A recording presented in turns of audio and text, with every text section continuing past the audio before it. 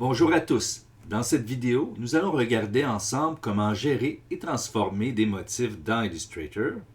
Nous verrons comment accéder aux banques d'images, comment modifier un motif existant, comment gérer les motifs dans le nuancier, et finalement, comment les intégrer à un projet en changeant leur taille ou en les distorsionnant. Tels que vus précédemment, les motifs sont sauvegardés dans le nuancier à partir duquel vous pouvez les renommer et les paramétrer en double-cliquant dessus. Dans le bas du panneau, ce menu vous permet d'afficher seulement les motifs ou de les afficher avec les autres nuances. Plusieurs banques de motifs bien installées avec le logiciel. Pour y accéder, vous cliquez sur ce bouton, vous allez dans la section Motifs du menu déroulant et vous choisissez une banque de motifs. Automatiquement, ce panneau s'ouvre affichant les motifs de la banque choisie. Vous ne pouvez pas modifier ce panneau. Pour ajouter un motif au nuancier, vous cliquez dessus. Vous pouvez utiliser les flèches au bas du panneau pour naviguer entre les différentes banques. Les motifs du nuancier sont sauvegardés avec les fichiers et non dans le système. Vous pouvez sauvegarder les nuances présentes dans le nuancier, incluant les motifs, sous forme de fichiers, ce qui vous permettra de les ouvrir dans un autre fichier ou sur un autre ordi. Vous allez dans le menu contextuel du panneau nuancier et vous choisissez cette fonction. Pour importer une bibliothèque de nuances avec les motifs, vous choisissez Ouvrir la bibliothèque de nuances et dans ce sous-menu, vous choisissez Autre bibliothèque, ce qui ouvrira une fenêtre de dialogue vous permettant de sélectionner le fichier sur votre disque dur. Pour modifier le dessin de motif existant, vous n'avez qu'à le draguer depuis le nuancier jusqu'au plan de travail. Si je déplace une forme contenant un motif, vous remarquez que par défaut, le motif ne suit pas la forme. Il reste fixe. Si j'agrandis la forme, la taille du motif reste immuable. Pour déplacer ou redimensionner un motif, vous devez ouvrir le panneau Transformation depuis le menu Fenêtre, aller dans le menu contextuel du panneau et cocher l'option Tout transformer ou transformer le motif. Ensuite, vous pourrez déplacer la forme avec le motif, l'agrandir ou le rapetisser, voire exercer une rotation.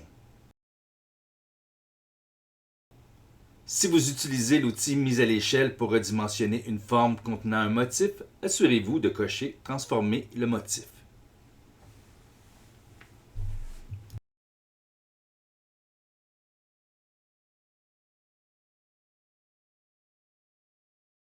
Il existe plusieurs manières de déformer un motif pour créer par exemple un effet de perspective.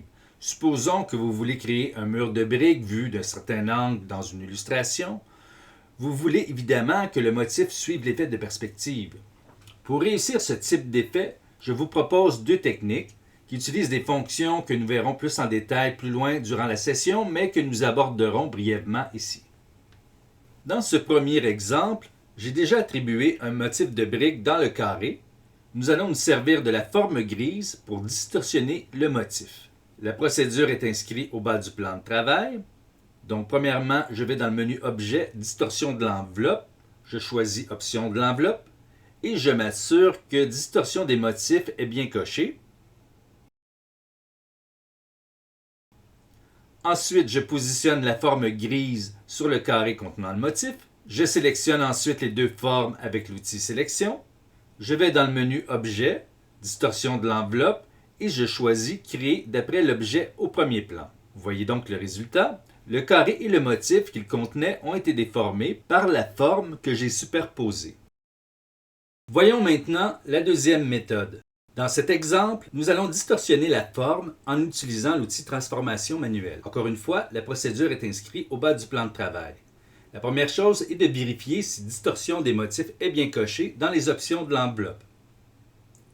Ensuite, je vais positionner le carré gris sur le carré contenant le motif. Donc, vous voyez que c'est deux formes identiques. Je sélectionne les deux formes avec l'outil Sélection.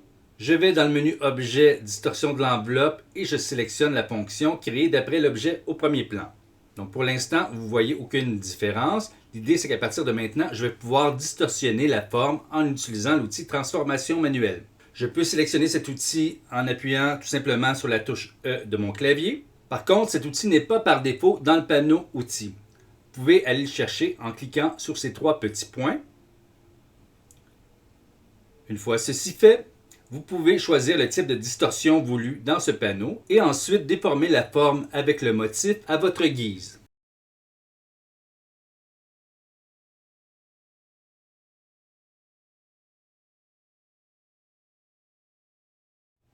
C'est ce qui met fin à cette présentation. Merci pour votre écoute. À bientôt.